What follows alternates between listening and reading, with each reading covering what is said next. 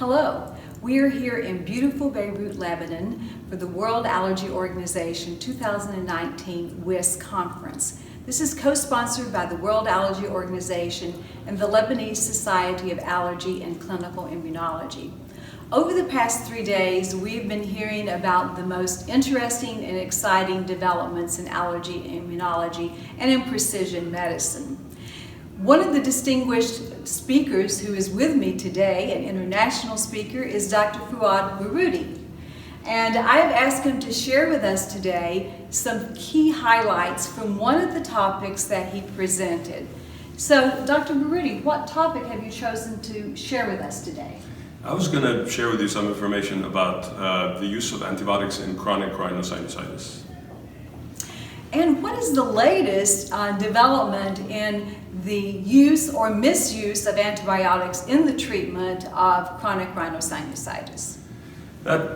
Misuse is the right word. So very interesting to know that FDA has no approval for any antibiotic for the use in chronic rhinosinusitis as a disease, but when you look at prescriptions that are given out to patients with antibiotics, a lot of prescriptions are given for chronic sinus disease.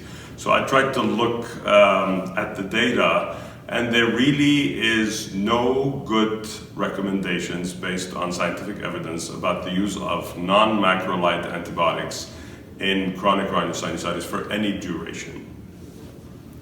And so I guess the key message we need to send to allergists and to primary care is don't use these antibiotics, but how do we convey that message in a way that it's likely to be followed?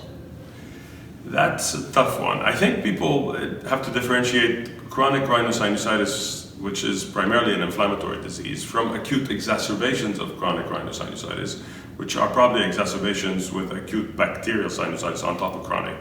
Now those, using antibiotics is indicated. For the chronic disease, it is primarily an inflammatory disease, and I think the more we educate our colleagues about that fact, and about the fact that there's really no good evidence to support the use of antibiotics routinely, the more receptive they will be to changing their practice. Macrolights is a little different, we can talk about that.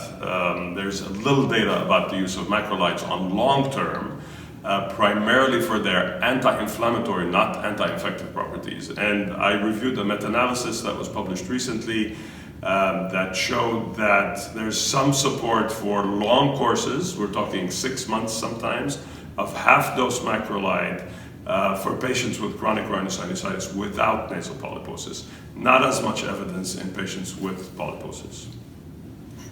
So if from the patient's perspective they can't have chronic antibiotics, which they think may help, and nasal steroids don't work, and they failed macrolides, what's on the horizon? Is there anything they can look forward to? They definitely can. So there are currently, there's anti-IgE, we're talking biologics for chronic rhinosinusitis. As most people know, especially polyp disease is a Th2 inflammatory problem.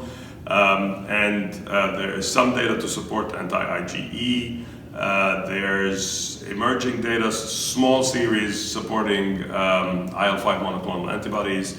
But I personally think the most exciting of the biologics that's come up online, where there's actually robust data coming out for treating patients with nasal polyps, is dupilumab, which is an IL-4/IL-13 receptor antagonist. There's very good data that was published in JAMA 2 years ago showing improvement in nasal polyps. We saw at the meeting presented by Dr. Canonica new data emerge that was presented at Quad AI as a late-breaking abstract that also shows use over a long period of time, I think it was 6 months or more, that shows significant impact in inhibiting and shrinking nasal polyps.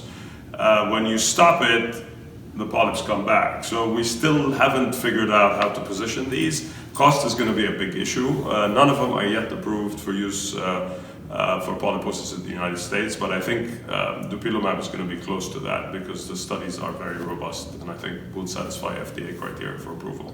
So we'll see how that goes. But the cost is going to be a big prohibitive problem in where to position these in the treatment of patients.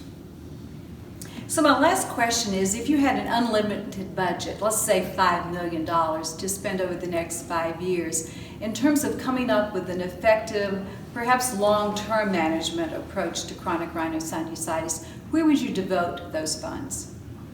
It's an interesting question. I've tried to understand a little bit more about the inflammation. There's some exciting data about the microbiome and chronic rhinosinusitis, and how potentially most patients with chronic rhinosinusitis have a depletion of quote-unquote good bacteria.